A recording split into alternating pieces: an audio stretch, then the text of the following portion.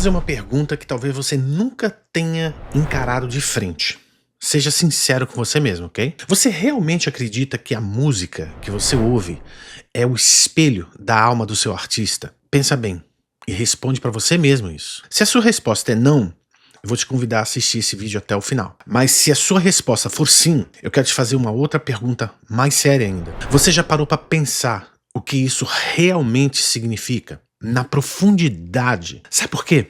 Porque se a ciência comprova que existe uma direta influência do que você ouve no seu psique, então dizer que você não acredita nisso é uma demonstração da sua imaturidade e completa falta de entendimento do que isso significa. Mas não tem problema, não tô aqui pra te ofender, cara. Eu tô aqui pra te servir. Fica comigo até o final. Pondera o que eu vou te falar. Sabe por quê? Porque a sua inteligência deveria te proteger de cair no engano de pensar que não tem nada a ver isso, ou na famosa frase, não é bem assim. E se eu te dissesse que a trilha sonora da sua vida, seja ela qual for, seja ela o estilo musical que for, pode ter sido escrita por gente que está sofrendo, que está sendo esmagada por um sistema espiritual que o objetivo primário aparente possa até ser te entreter. Mas enquanto isso, esse sistema está destruindo a vida de quem está cantando na sua orelha. E você talvez nunca tenha se apercebido disso. E se esse processo de destruição está contido na alma desse artista, desse compositor, e de fato essa obra é o espelho da sua alma, então é absolutamente correto e coerente eu te afirmar que se você consome essa música, seja ela qual for, tá? Naturalmente, você absorve esse conteúdo na sua alma, no seu espírito, no seu psique, no seu emocional. E eu faço uma pergunta pra você de uma maneira bastante educada, mas direta. O que te faz pensar que você estaria espiritualmente imune e que a mensagem espiritual contida nessa música não esteja nesse momento alojada no seu subconsciente, moldando a sua maneira de enxergar o mundo e até como você se enxerga, como você se vê? Pensa. E eu vou mais além, tá? A alma reflete o mundo espiritual em que a pessoa está submersa. Música é uma experiência espiritual em primeira instância, antes dela ser entretenimento para sua alma. Isso significa que todo o ambiente espiritual cuja fonte gerou aquela música, todo esse conteúdo está sendo despejado na sua alma no momento seguinte que você aperta o play. E muitas vezes você recebe isso sem filtro nenhum. Com o tempo você percebe o resultado. Quando você se dá conta que o seu emocional está meio esquisito. Os seus sentimentos parecem oscilarem. Surgem sensações então que você não sabe muito bem de onde veio. Como se explicar isso que você está sentindo? E muitas pessoas não fazem sequer a conexão entre esse estado da alma com as canções que as fizeram companhia desde a adolescência, com as letras que você tanto repetia que pareciam ler a sua alma. O som incrível das bandas que você chama de minhas favoritas, ou o seu artista, ou compositor, ou até mesmo aquele pôster que está lá no seu quarto, que você tanto se espelha, porque no fundo aquele pôster é um grande espelho da sua alma. E o que dizer então das melodias tão especiais que continuam a embalar sua alma na estrada em rumo a um destino que talvez você nunca tenha parado para refletir. E sabe qual é o nome dessa estrada? Eternidade. Isso mesmo, eternidade. Agora pensa comigo. Alguns desses rostos bonitos, desses grandes compositores, vozes cativantes de grandes artistas, melodias enfeitiçadoras, né? Coreografias de outro planeta que você ensaia no silêncio do seu quarto, que são no fundo abarrotados de dinheiro, fama, milhões de fãs que você visita todo dia no Instagram. Aparentemente, eles estão no topo do sucesso, mas de repente, alguns deles terminam suicídio, overdose, fruto de um profundo colapso emocional, e você fica se perguntando, mas como? Isso não é só uma tragédia isolada, mas certamente uma evidência irrefutável do fruto de algo maior impresso na alma do ser humano, e não tem como a gente fugir dessa verdade. Nesse vídeo que você está assistindo agora, eu vou te mostrar 3 coisas que quase ninguém te explica claramente. E às vezes você refuta as pessoas que falam: ah, isso é do diabo, isso é do demônio, porque afinal de contas são religiosos ortodoxos que só querem me levar para a igreja. Como se Jesus tivesse morrido para você sentar no banco de uma igreja. Mas fica comigo. Por que a música mexe tão violentamente com o seu emocional, a ponto de te deixar eufórico ou te afundar emocionalmente sem você perceber? 2. Como essa trilha sonora começa em silêncio a escrever o roteiro da sua vida e por que isso pode ser tão destrutivo na sua vida? E 3. O que acontece no mundo espiritual quando milhões cantam a mesma coisa ao mesmo tempo? E como isso se conecta com uma espécie de magia sônica das trevas, ligada à ideia de algo chamado egrégora. E você conhece esse termo? Você já ouviu esse termo? Porque se você nunca ouviu e você segue cantando sem saber o que é, deixa eu te falar, você tá preso numa egrégora e nem sabe. Para cada ponto desses aí, eu vou trazer uma história de um grande nome da música que entrou em rota de colisão com a sua própria vida. E no final eu vou te mostrar uma chave, que é o coração do meu livro chamado Música e Mistério. Ah, ele tá querendo vender livro, tá querendo vender coisa nenhuma. Você não é obrigado a nada. Não tô te pedindo a nada. Mas se você tem pelo menos curiosidade sobre música e os efeitos no seu psique, na sua alma, no seu espírito e sim na sua eternidade, fica comigo até o final. E se isso não fizer sentido, meu chapa, segue tua vida e seja feliz. E no livro eu revelo ao leitor um segredo incômodo sobre o poder da música como uma ferramenta espiritual, que eu só consegui organizar depois de decifrar a minha própria experiência. Sim, isso mesmo, eu conto do que eu vivi. Anos de pesquisa, de busca pessoal, de Bíblia, conhecendo os bastidores da indústria e do ocultismo ligado a essa indústria. Esse vídeo que você está assistindo agora é o ponto central de tudo que eu faço aqui no canal. E se você ama a música, mas sente que tem algo muito estranho que você não consegue explicar, e principalmente como essa música se entrelaça com o mundo que a gente vive, ou se você até acha que não existe nada de espiritual nisso, e se no final você achar que eu tô falando uma grande bobagem, cara, segue tua estrada. Seja feliz, mas jamais você vai poder dizer que você não foi avisado sobre a sua eternidade. Esse é o ponto-chave. Não é som, não é banda, não é artista, não é cantor, não, não, não, não. É algo muito mais profundo, chamado eternidade. Pô, mas como assim? Eu começo convidando você a gravar esse nome, Música e Mistério. O divino, o profano e a busca pela verdade além das notas. E é essa verdade que eu tento colocar para você. Esse é o título do livro que eu escrevi. E o que você vai ouvir aqui é a porta de entrada do que tá lá dentro. É só uma pontinha do iceberg que eu vou te falar. Agora, por que a música te joga lá para cima ou te afoga por dentro emocionalmente? Por que será que isso acontece? A primeira verdade é o seguinte: música é, em primeira instância, uma experiência espiritual, antes dela ser entretenimento para sua alma. É achismo meu? Não. A Bíblia claramente nos mostra que a música não foi parte da criação de Gênesis 1. Mas antes mesmo de Gênesis 1, ela já existia na eternidade. A gente lê isso em Jó 38:7. Vai lá e lê. E por ela ser uma experiência espiritual, ela atravessa o nosso corpo inteiro, antes de se fixar profundamente no cérebro e nos recantos escondidos da alma humana. Ritmo, melodia, harmonia, timbre, tudo isso conversa com seus hormônios, seus neurotransmissores, suas memórias, seus traumas, seus medos, suas expectativas, suas alegrias, suas lembranças. Isso é mais do que provado pela ciência, e é por isso que a música consegue te deixar eufórico em segundos, te fazer chorar do nada, fruto de uma lembrança associada àquela música que você queria tanto esquecer, mas não consegue. Ou essa música pode te dar uma sensação de alívio, como se alguém finalmente entendesse a sua dor. Não confunda isso com musicoterapia, que aliás eu saúdo os profissionais com respeito e eu fiz questão de dedicar uma parte do meu livro a esse tema. Mas aqui eu entro no primeiro nome que eu quero trazer. Chester Bennington, vocalista do Linkin Park. E eu quero deixar bem claro uma coisa.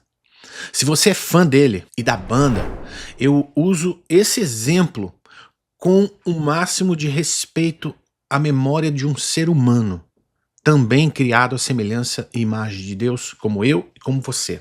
E também eu adiciono a isso o meu respeito por você, pelo seu gosto musical, independente da minha opinião pessoal. E com todo respeito eu vou dizer para você que eu não posso olhar para o exemplo dele e achar que tá tudo ok só porque ele era um grande artista, uma grande celebridade da música. Verdade seja dita, ele era genial. E ele colocou em música aquilo que milhões não conseguem nomear ou tentam esconder. Coisas como sentimento de lixo, vergonha, mágoas não resolvidas, vontade de sumir, entorpecimento por dentro. E quando você ouve, parece que alguém leu o seu diário secreto. Você chora, se identifica, sente alívio porque afinal de contas você encontrou por trás dessa banda e artista alguém que finalmente te entende, certo? É assim que muitos fãs se enxergam e percebem. A música dele vira quase como um abraço emocional em você, mas tem um lado sombrio nisso. Pensa comigo, quando a música apenas reproduz dor sem apontar para uma cura, ela te prende dentro de um ciclo emocional que não se resolve e essa experiência sonora se torna um espelho invisível que projeta a alma do artista dentro de você. No fundo, você precisa ouvir novamente, ouvir mais uma vez, ouvir de novo, mais uma vez. Você quer sentir aquilo novamente que a música causa em você. Mas no silêncio do seu cérebro, o processo químico que isso promove te prende no que eu chamo de um ciclo vicioso musical. Sabe por que eu tenho a ousadia de vir aqui e falar isso pra você? Não só porque a ciência explica, mas porque eu vivi isso. Eu vivi isso na pele. E eu sei o que eu tô falando. Você se vê na música, você se vê dentro do contexto daquela música. Mas no fundo você não sai do lugar. Você se reconhece na letra, no som, naquela energia, na vibração que isso causa dentro de você. Mas você continua preso na mesma espiral emocional e espiritual. Eu vivi isso, cara. Eu sei o que eu tô falando. É como se você fosse tomar um analgésico para uma infecção grave. Esse analgésico pode te aliviar por algumas horas, mas a infecção continua lá dentro, em silêncio, avançando e ganhando terreno no seu corpo e lentamente drenando a sua saúde. O Chester cantava o que muitos viviam, mas por dentro ele continuava se autodestruindo. Traumas de infância não resolvidos, abusos remoendo a alma, dependência química como analgésico emocional, depressão pesada. Até o dia que esse peso se tornou absolutamente insuportável e ele entendeu que tirar a própria vida seria a única maneira de estancar esse ciclo dentro de si. Cara, que tragédia! Alguém que aos olhos do mundo parecia entender tão bem a dor que ele mesmo cantava, que dava voz à angústia de milhões, não conseguiu achar descanso para sua própria alma. Cara, isso não é faltar com respeito na minha parte. Isso é botar o dedo numa ferida que é verdade, é real. Agora seja sincero com você mesmo e se permita uma resposta a isso que eu vou te perguntar agora. O que todo esse ciclo emocional inconsciente diz sobre o tipo de cura que supostamente a música sozinha consegue te oferecer? E é justamente nesse ponto que eu conecto o meu livro Música e Mistério com esse tópico que eu acabei de te mostrar. Sabe por quê?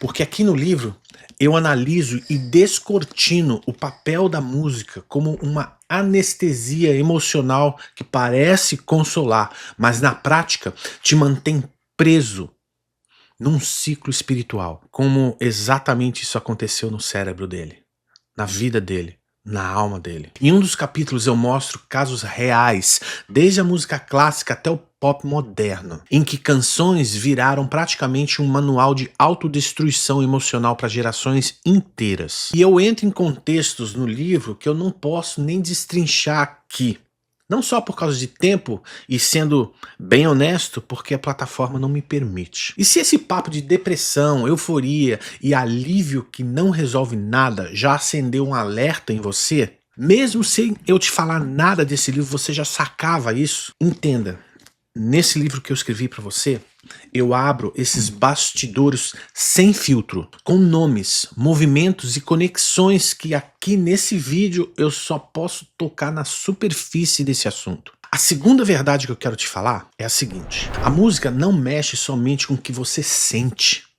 Ela começa a moldar o que você acredita sobre si mesmo e sobre a vida. Se a trilha sonora é pano de fundo constante da sua existência, ela escorre obrigatoriamente para as frestas da sua identidade sendo moldada ao longo da sua vida. E existe algo interessante, que é quase o reverso disso.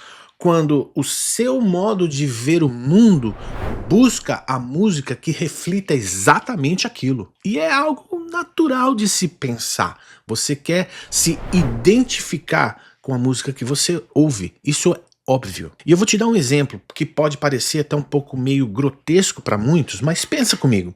Se você cresce ouvindo todos os dias que o mundo é absurdo, nada faz sentido, você é um fracassado, todo relacionamento vai acabar mal. Alô aí, ô sertanejo. Autodestruição é sinal de profundidade. Sofrimento é troféu de autenticidade. Vambora beber mais uma. Isso vai se encaixando na sua narrativa interna. E você aceita isso como verdade. E com o tempo se torna seu comportamento. A trilha sonora vira roteiro. O roteiro vira identidade. E identidade se transforma em comportamento. Comportamento se transforma em testemunho de caminhada de vida. É assim que funciona. Aqui nesse ponto do vídeo entra um outro grande nome, Kurt Cobain, do Nirvana. E novamente eu tenho que dizer, eu vou abordar o tema com o máximo de respeito ao ser humano, aos fãs, mas eu não vou deixar de descortinar o que o legado musical dele imprime na sua alma. Ah, Márcio, mas toda música... Presta atenção no exemplo, cara. Presta atenção nos frutos da vida de quem canta o que canta pra você e que você aceita como ok. O Kurt, ele não só falava de dor, ele construiu uma persona inteira em cima de caos, em cima de tédio existencial, raiva, rejeição à hipocrisia, autodesprezo embutido em ironia. E quando essa persona ganha voz para o mundo inteiro ouvir e se identificar com isso, o ser humano atrás dessa voz começa a sufocar. E a verdade aos poucos vem sendo trazido à tona. Kurt vira um símbolo, bandeira de uma geração quebrada. Enquanto isso, na sua vida real, por trás das câmeras, quando os holofotes desligavam e quando a realidade se encontrava com a verdade da sua existência, ele se deparava com depressão, dependência química, dores físicas, conflitos profundos da alma. E isso ia dominando ele. Ah, Márcio, você tá exagerando. Sério? Segura aí então. Aperta o cinto. Eu vou dar um exemplo para você agora que é absolutamente irrefutável desses 4 elementos que eu falei, dessa característica do Kurt, que é encontrado em uma música só. E essa música se chama Pennyroyal Tea, do álbum In Utero, de 1993, escrita pelo próprio Kurt Cobain. Eu vou te mostrar como ponto a ponto o que eu tô te argumentando aqui é a pura verdade. E o Kurt escreve o seguinte, abre aspas: sente-se e beba Pennyroyal Tea, destile a vida que existe dentro de mim. Sente-se e beba Pennyroyal Tea. Sou da realeza anêmica. Me dê uma além do túmulo à la Leonard Cohen, para que eu possa suspirar eternamente. Estou tão cansado que não consigo dormir. Sou um mentiroso e um ladrão. Sente-se e beba o Pennyroyal Tea. Sou da realeza anêmica. Fecha aspas. É tão óbvio que ele te convida para entrar dentro do universo dele, sentar do lado dele e tomar esse chá com ele, ou seja, consuma o que destila dele, consuma, ou seja, coloca para dentro de você o que está dentro dele, aquilo que ele experimenta ele está convidando para você experimentar também. Para mim, a frase mais forte desse pequeno trecho é a dose além túmulo. Cara, o que você acha que ele está chamando sobre si quando ele canta isso para você?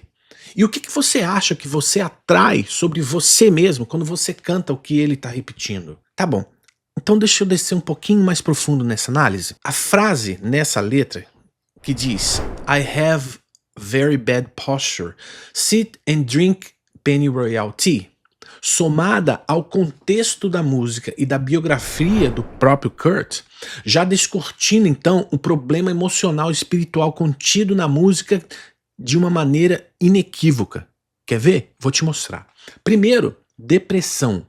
O próprio Kurt explicou que Pennyroyal Tea é sobre uma pessoa sofrendo depressão severa. Na música, ele usa imagens de cansaço extremo, sensação de vida drenada, autoimagem frágil na expressão anemic royalty, que significa realeza anêmica, fraca, esvaziada. É assim que ele se via, ou seja, é alguém que não se enxerga como saudável, nem fisicamente, nem emocionalmente. A letra é praticamente uma confissão de um sujeito esgotado por dentro. Isso é depressão na veia. Não é só tristeza, não é momentâneo, é depressão. Segundo, dependência química. Aqui entram dois níveis. O nível literal, porque o Pennyroyal Tea é um chá feita de uma erva usada como abortivo e remédio natural em tratamentos tradicionais. E o outro nível é o que eu chamo de biográfico / simbólico. O Kurt bebia esse Pennyroyal Tea quando estava dope sick, como diz a expressão em inglês, que traduzindo ao pé da letra significa doente da droga, ou seja, na verdade é uma gíria que denota que eu tô passando mal na abstinência da heroína, que ele era viciado. Enquanto ele canta que está sentado tomando esse chá, não é só uma cena hipster, não é só pra ser cool. É um ritual químico, cara. Se liga. Ele tá confessando que tá tentando aliviar sintomas de abstinência, tentando purgar o corpo, tentando tirar aquilo de dentro dele, tentando suportar uma dor que vem tanto da droga quanto da alma. Ou seja, a letra escancara a dependência química que ele tinha, mesmo sem ele precisar escrever na letra o nome da droga explicitamente. E o nome da droga que ele era viciado era heroína. O terceiro aspecto, dores físicas. A dor física de Kurt é documentada e todo fã sabe do que eu tô falando. Ele sofria com dores crônicas terríveis no estômago por anos. It isn't a specific stomach ailment. It doesn't have a name or anything. I mean, it had been building up for so many years that I was, suicidal. I mean, I just didn't want to live. So I just thought, if I'm gonna die, if I'm gonna kill myself, I should take some drugs, May as well become a junkie, because I felt like a junkie every day. Isso aparece em várias entrevistas e biografias dele. Eu não estou inventando nada.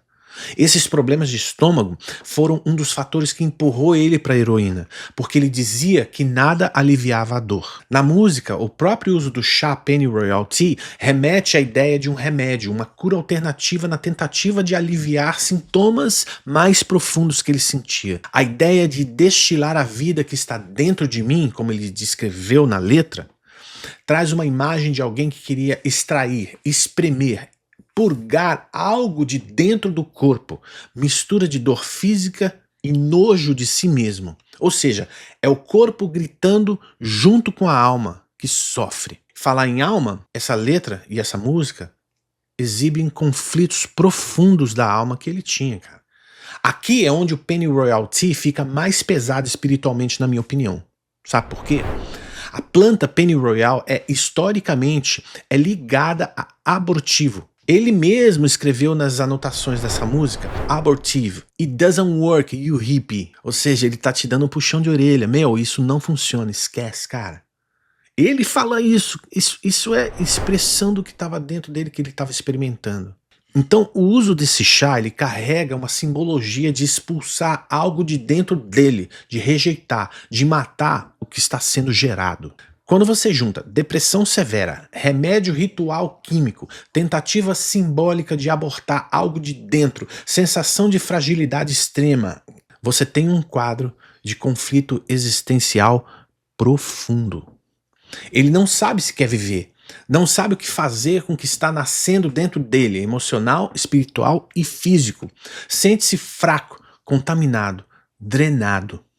É quase como se a letra fosse um salmo às avessas. Em vez dele clamar a Deus por socorro, ele tenta resolver com chá, com substância, com purga. E é óbvio que a glória do sucesso, dinheiro, não resolveram. E não resolve. Porque Pennyroyal é um exemplo.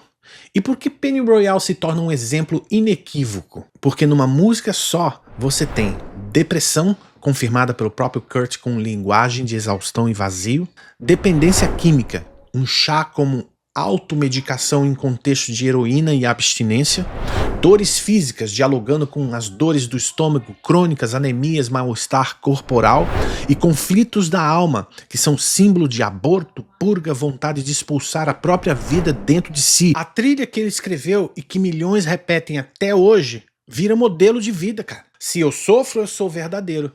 Se eu me destruo, eu não sou hipócrita. E se eu morrer jovem, viro lenda.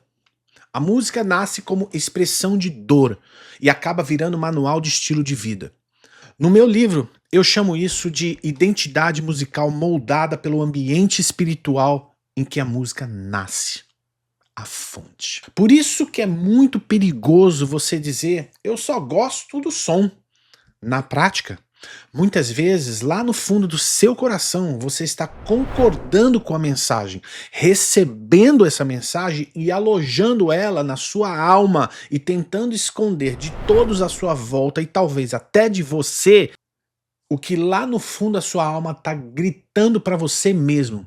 Eu me vejo como personagem dessa letra, dessa música, desse som e por consequência direta disso, você está dentro do clima espiritual dessa obra.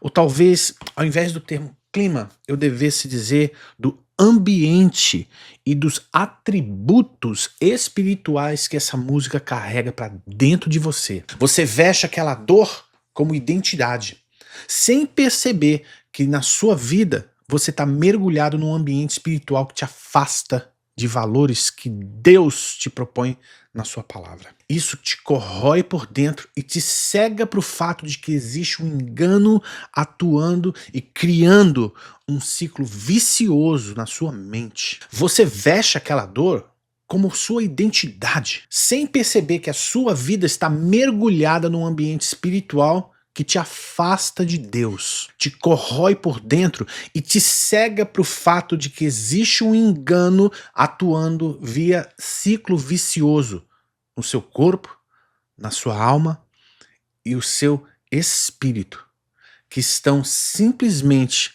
sorrateiramente, muitas vezes sem você perceber, reagindo à mesma fonte que criou aquela música que você ouve. No livro, eu mostro para você como que essa lógica existe e atuou e atua ainda em várias épocas e culturas diferentes. Em breve eu vou começar aqui no canal uma série sobre a origem espiritual da música brasileira, fortemente impactada pelo conteúdo desse livro e por inúmeros pedidos que chegaram até a mim depois que eu lancei esse livro. Se inscreve aqui e fica atento. E nessa série eu vou revelar coisas muito tremendas que vão trazer à tona uma verdade numa narrativa que não vai atacar sua fé, mas vai descortinar o mundo espiritual por detrás da música do Brasil. Fica atento, se inscreve aqui no canal e ativa o sininho de notificação, porque você vai receber um vídeo de estreia dessa série que não demora muito. Mas voltando aqui ao Kurt Cobain, percebe o padrão que eu quero dizer? A indústria transforma a figura do artista emocionalmente quebrado, autodestrutivo, em padrão de autenticidade. E na verdade o que a indústria quer dizer para você é o seguinte, olha, se eu estiver bem, sou falso. Se eu estiver em ruínas, eu sou verdadeiro, sou autêntico. No meu livro eu conecto isso com filosofias e espiritualidades que romantizam o caos e o sofrimento como sendo profundidade. e empurram a pessoa, e no caso, você, o ouvinte, para um buraco cada vez mais profundo, um abismo. Infelizmente, e com todo respeito eu vou dizer para você, e eu posso dizer com tristeza porque eu não me alegro em dizer isso, eu afirmo que o exemplo de Kurt Cobain é a prova de que quando você constrói a sua identidade em cima de um abismo, uma hora esse abismo cobra a conta. Seja te levando para o fundo desse abismo, seja te prendendo num ciclo emocional vazio, intelectualizado e seco, sem vida. E a terceira etapa desse vídeo que eu quero mostrar, no meu modo de ver, é a mais séria e profunda de todas elas. Presta bastante atenção no que eu vou te dizer agora. Quando milhões se conectam emocionalmente com a mesma mensagem, cantam a mesma letra, sentem o mesmo clima, isso não é só psicologia. E esse nome que as pessoas muitas vezes dão de energia, de vibração, na verdade, existe um campo espiritual sendo alimentado dentro desse contexto. No vocabulário esotérico e ocultista, talvez você não saiba, isso é chamado de egrégora, um campo formado pela soma de energia mental e emocional de um grupo. E eu não estou aqui para endossar egrégora nenhuma de ocultismo ou qualquer termo, mas eu quero deixar evidente, marcado uma coisa aqui. Eu tomo isso de uma maneira muito séria e eu fiz questão de, no meu livro, dedicar as últimas páginas à bibliografia. E ela é extremamente extensa. É isso aqui, ó, a bibliografia. Ou seja, tem mais de 100 livros e eu fiz questão de expor cada um deles. Todos os livros que eu pesquisei durante anos, sem contar outros que eu comprei depois, mas durante os 2 anos que eu escrevi essa obra e os 30 anos de estudo sobre esse assunto, primeiro para mim mesmo, porque eu nunca quis escrever um livro, mas eu fiz questão de incluir no meu livro a obra dos ocultistas e dos autores, tanto de antropologia como ciência, neurociência, que eu utilizei, que explicam sobre o que seja uma egrégora e o modelo sônico ocultista que manipulam as massas. E eles mesmos admitem que existe uma construção espiritual coletiva intencional. Vou te mostrar, um deles é esse aqui, ó, pequenininho, tá vendo aqui, ó, pequenininho esse livro, mas extremamente poderoso na sua mensagem, que fala justamente sobre manipulação de massa. Aqui, ó, música, tá aqui, ó, música e manipulação de massa. E o autor é um ocultista, claro, nem publica. Quem foi que publicou isso? Sabe por quê? Porque isso aqui é oculto, cara. Essa mensagem não pode aparecer pra você muitas vezes, mas quem quiser achar, acha. Tá aqui, ó. Eu achei. Tá aqui. Para compreender completamente o processo de usar música e o som com o propósito de manipular as massas, primeiro você precisa entender o princípio dos maiores crenças e especificamente como o oculto opera. Tá aqui, cara. Um livro. Os princípios do ocultismo sônico. O som como mágica. E outra, esse aqui, ó, esse livro aqui, as entidades ocultas que observam o destino da humanidade, egrégoras, escrito por um ocultista. E as verdades que estão escritas nesse livro aqui são assustadoras, porque elas endossam o que eu coloquei no meu livro, endossam que muita coisa eu falo aqui no meu canal e as pessoas me chamam de louco. Tá aqui, ó. Existe um conceito oculto de egrégora, um termo derivado da palavra grega para observador. É usado para uma entidade imaterial que observa ou preside algum assunto ou coletividade terrestre. Ele tá falando do mundo espiritual das trevas, cara. Só não acredita quem não quer. Se você não quer acreditar, tudo bem, não tem problema, mas se você quer acreditar e quer conhecer mais profundamente, esse aqui é o livro que você tem que ler. Ah, mas você quer vender o livro? Eu quero vender nada, cara. Eu quero te abençoar e descortinar os seus olhos, cara. Acorda, acorda. Existe uma guerra espiritual que quer levar a sua mente a acreditar que o diabo não existe e que Deus é uma balela e a Bíblia... Pra quê? Redentor? Cruz? Bobagem. Símbolos ocultos, símbolos de cristãos, símbolos desses crentes que não entendem nada. Gente pobre, feia, humilde, que mora longe, anda de ônibus circular e tem um sovaco cabeludo. Sério, e o louco sou eu. Ou seja, não é paranoia de crente maluco ortodoxo.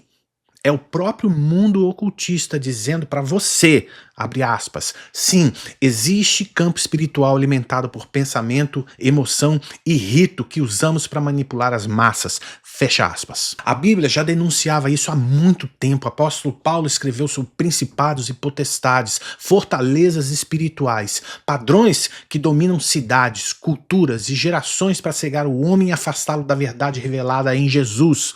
Sabe onde a gente lê isso? No livro de Daniel, capítulo 9, capítulo 10, 700 anos antes de Cristo. O louco sou eu, cara. Agora, junta isso tudo com música.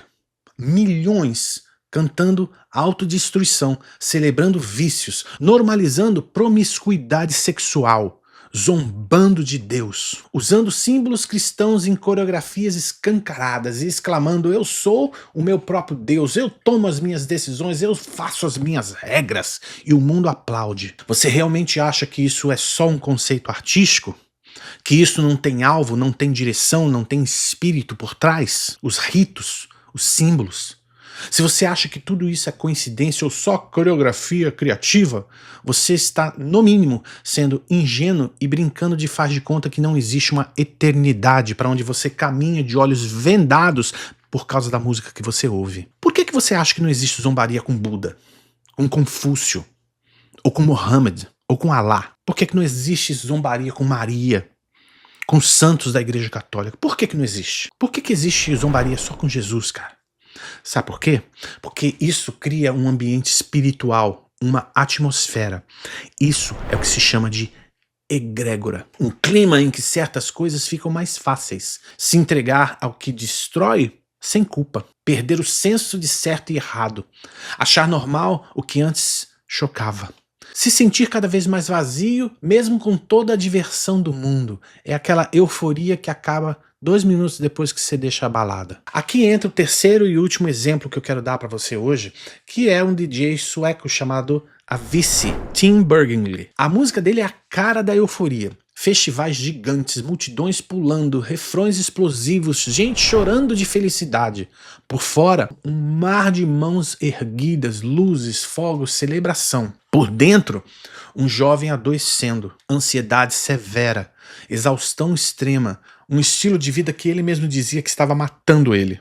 Percebe a contradição? Você tem uma egrégora de euforia sendo criada. Todos cantando, pulando, vibrando ao máximo, enquanto o homem por trás daquela trilha sonora está sendo moído por dentro. É aqui que entra o termo magia sônica das trevas. Não no sentido de conto de fadas, mas no sentido de que manipulação de emoção, usar som, luz e imagem de forma calculada, repetir frases, símbolos, ideias, tudo dentro de um sistema absolutamente divorciado de Deus para criar um campo espiritual específico invisível que você nem imagina que exista, e você pode até pensar, esse Márcio é louco, que planeta que ele vive? E eu que sou doido, né? E no livro Música e Mistério eu destruo o conceito e a ideia de que música é espiritualmente neutra. E quando eu falo eu destruo esse conceito, eu não estou falando com arrogância não, mas eu te provo por A mais B que esse conceito de neutralidade espiritual em música não existe. Não existe neutralidade onde a música nasce. Por quê? Porque a música é uma experiência espiritual. Ela nasce no reino de um espírito. Ela nasce num ambiente espiritual. E no reino do espírito não existe zona neutra. Não existe zona desmilitarizada. Cada um dos dois lados tenta buscar e conquistar você por uma razão muito específica, chamada eternidade. No livro, eu mostro com exemplos históricos, antropologia, neurociência, cultura e, óbvio, Bíblia, como sons, letras e ritmos são usados para criar atmosferas espirituais. Algumas estão alinhadas com a luz de Cristo, outras claramente alinhadas com as trevas onde o diabo comanda. Eu explico egrégora, eu confronto com principados e potestades, conecto com shows, festivais, eventos de massa que funcionam na prática como rituais coletivos travestidos de entretenimento. É isso mesmo, o show é um culto, meu chapa. Por isso, tanta gente me escreve dizendo: depois que eu li o seu livro, nunca mais consegui olhar para o palco, para o festival ou grandes shows dos mesmos olhos. Outros escrevem assim dizendo, olha, eu nunca mais ouvi música do mesmo jeito. Outros escreveram assim, olha, eu deletei a minha playlist inteira e comecei do zero de novo. Muita gente fez uma devassa na própria playlist depois da série Satanismo na Música aqui no canal, e muitas delas leram o meu livro. Quando eu comecei a fazer essa série, nem pensava em escrever um livro, mas os pedidos foram tantos que o Senhor pessoalmente me levou a escrever esse livro. E aliás, eu quero pedir para você, sinceramente, se você assiste os meus vídeos, e se você foi de alguma maneira transformada pela forma como você passou a enxergar a música, espiritualmente falando, escreve a sua experiência do que Deus falou na sua vida, do que Deus fez na sua vida, não o que o Márcio ou que os vídeos fizeram, mas o que Deus fez. Escreve aqui como um testemunho da verdade que eu tô querendo anunciar, para que não seja um achismo meu, que não é loucura da minha cabeça. Escreve, leia, você que está assistindo aqui, depois leia os comentários que vão existir. Olha aqui, eu tô falando isso aqui no vídeo sem mesmo saber se as pessoas vão escrever, mas eu creio em nome de Jesus que as pessoas vão escrever. Por quê? Porque eu li tantos comentários durante essa série e eu sei que é verdade o que eu tô apresentando pra você, não é balela de crente, cara. No primeiro capítulo eu fiz questão de escancarar o meu testemunho pessoal, o que eu vivi, porque se aquilo não é verdade, se aquilo não fosse verdade pra mim, eu não poderia estar falando isso pra você. Eu sofri as consequências do que eu falo pra você, e por isso eu não vou me calar. Esse vídeo é só a ponta do iceberg, cara. Mas as conexões mais pesadas, ocultismo, simbologia pública, magia sônica e quem foi Lúcifer e como ele caiu, estão documentadas no meu livro. Eu fiz questão de escancarar aquilo lá. E sabe o que mais? Eu ampliei a experiência de você ler o livro, porque eu decidi incluir no livro 51 QR Codes. Tá vendo aqui, ó? Quando você tá lendo, de repente você se depara com um QR Code desse e tem 51 no livro, você para, coloca o seu celular e você vai para o canal assistir um vídeo gratuitamente dentro do contexto do meu canal, para que aquele momento seja uma forma de você aprofundar e ampliar ainda mais do que você está lendo dentro desse livro, e com isso torna a experiência de ler, de aprender, de entender exponencial e transcende ao fato de você ter o livro físico. Percebe? E talvez você até pense, poxa, então todo artista é possuído pelo diabo? Todo show é ritual satânico? Isso não saiu da minha boca, essa interpretação sua e errada. Não é isso que eu tô querendo dizer. Quando eu falo de satanismo na música, eu não falo só de capuz, pentagrama, vela preta, sacrifício em porão. Isso existe, mas é óbvio que existe. Mas na visão bíblica, satanismo é todo sistema de ideias que te afasta de Deus, chama mentira de verdade, chama trevas de luz, coloca a criatura no centro do universo e destrona Deus na vida do ser humano. E lentamente vai destruindo esse ser humano sem ele mesmo perceber. E no universo da música que você ouve, isso aparece quando a autodestruição do ser humano é romantizada como intelectualmente aceitável. Promiscuidade é vivida como liberdade de escolha. O ego é entronizado e o desespero é apenas a trilha sonora sem saída. É só som, uma energia. Nem todo artista tem consciência disso, eu devo dizer, mas o sistema por trás disso tudo tem um dono e não tá nem aí pra isso. E vai usar muitos desses artistas como marionetes. E quer saber, muitos desses artistas sabem que estão sendo usados e no fundo, eles recebem o que eles sempre quiseram: fama, glória, reconhecimento e grana. É por isso que Jesus descreveu que o ladrão vem somente para roubar, matar e destruir. Roubar a identidade, matar a esperança e destruir a capacidade do ser humano de enxergar Deus e o seu próprio valor em Deus. O livro Música e Mistério foi escrito nesse contexto, sabe? Não para criar pânico, não para te isolar num gueto religioso hipócrita, mas para treinar e te ajudar a ter discernimento no mundo em que sons, imagens e narrativas cantadas estão moldando a alma de milhões e muito possivelmente a sua. Sabe, a Bíblia conta que no deserto, Satanás mostra a Jesus todos os reinos do mundo e a glória deles e diz: tudo isso te darei se prostrado me adorares. Essa é a lógica do sistema. Glória rápida, poder, visibilidade, aplauso, domínio, influência, em troca de adoração. Não precisa um contrato com sangue. Basta um pacto invisível no coração do ser humano. Eu faço qualquer coisa para ser reconhecido, isso dentro do universo artístico e muitas vezes até fora dele mesmo. As pessoas pensam assim, vou fazer qualquer coisa para ser reconhecido.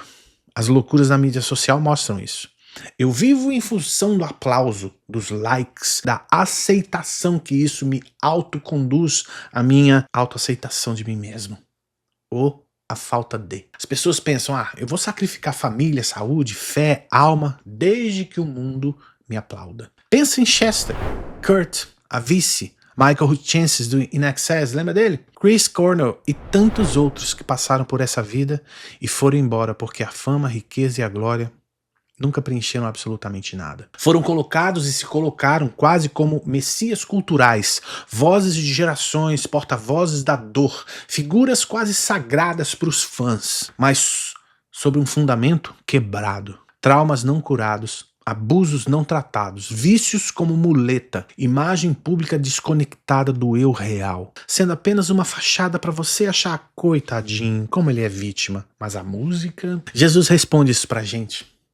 Ao Senhor teu Deus te adorarás e só a Ele servirás. Ele diz também, do que adianta o homem ganhar o mundo e perder a sua alma?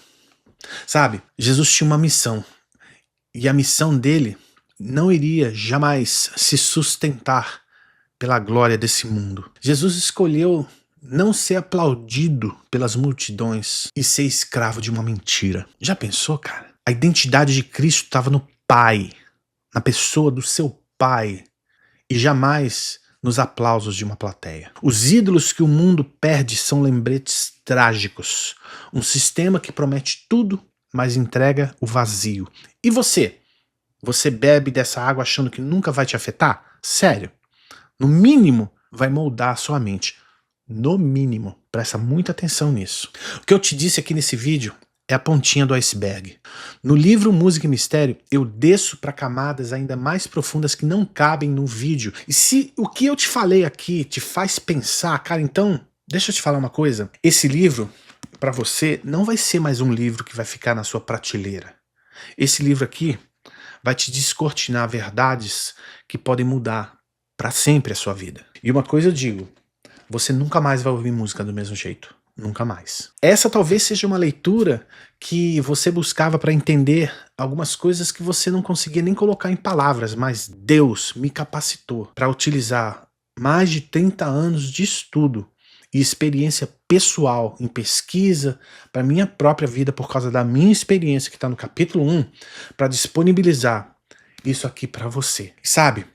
E digo mais, para pastores, líderes de adoração e músicos que atuam na igreja. Então é o seguinte, eu recomendo que esse livro seja lido com força, em humildade de coração e ousadia em nome de Jesus. Eu diria para você o seguinte, as faculdades de teologia tinham que conhecer e tinham que aplicar esse livro na vida dos pastores.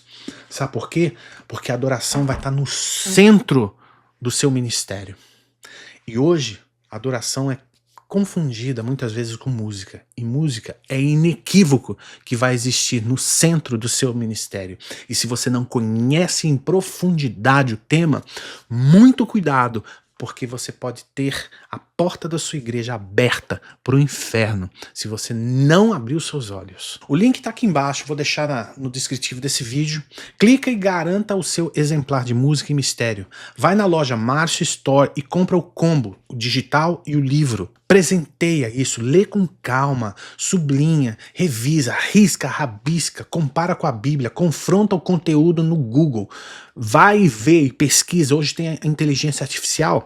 Pega a inteligência artificial e confronta com o que eu escrevo aqui. Veja se eu estou falando aqui é mentira. Vai a fundo e pesquisa. Se você quer realmente descobrir a verdade, esse livro pode te ajudar bastante. Depois volta aqui, porque esse vídeo é o centro do meu canal. A série Satanismo na Música, as análises dos artistas que eu faço, as exposições bíblicas sobre cultura e espiritualidade, as exposições bíblicas sobre cultura e espiritualidade, os estudos sobre ocultismo, nova era, movimentos culturais, tudo nasce da mesma raiz e se encaixa com o que está nesse livro que eu escrevi para você. Esse vídeo é a porta de entrada. O livro é o mapa completo. O canal é a jornada que a gente junto faz. Se você não quer ser só mais um na multidão pulando o som de uma trilha que está destruindo pessoas por dentro, vem caminhar comigo aqui. Clica no link do Música e Mistério na descrição ou no QR Code que você está vendo aí, se você estiver assistindo esse vídeo na televisão, obviamente. Se inscreve no canal, ativa as notificações e compartilhe esse vídeo com quem Deus colocar no seu coração. Presenteie esse livro para aquela pessoa que não te dá ouvido quando você tenta explicar sobre música. Talvez isso diminua a quantidade de lixo espiritual que tem entrado na vida de alguém que você tanto ama. E para fechar, eu vou te deixar um desafio. Se você acha que tudo isso que eu falei é bobagem, faz o seguinte, pega a sua playlist inteira, em sinceridade, fecha a porta do seu quarto, abre a tua Bíblia e passa pelo filtro mais poderoso que eu já vi em toda a minha vida, que está escrito na palavra. Sabe qual é o nome desse filtro? O nome desse filtro tem um endereço, o endereço é Apocalipse 21, 27. Ali está escrito quando a humanidade vai estar na entrada da nova Jerusalém eterna, que desce da glória de Deus com Deus Pai sentado no trono. E ali a gente lê: nela não entrará nada que seja impuro, nem o que pratica abominação e mentira, mas somente os inscritos no livro da vida do Cordeiro. Então, a primeira pergunta é: seu nome está escrito no livro da vida do Cordeiro? Nessa cidade não entrará nada que é impuro. E aqui a impureza não aos seus olhos, mas aos olhos de Deus. É Deus quem olha para aquilo e vê: isso é puro, isso é impuro. Para pensar. Agora coloca a sua playlist aos pés de Deus e pede para Ele te mostrar o que aos olhos dele seja puro e impuro. Aí, meu chapa, é entre você e Deus. O meu papel é apenas te ajudar. Deixa que o Espírito Santo faz o resto. Deus te abençoe e não deixa de visitar marciostore.com. Um abraço, até lá.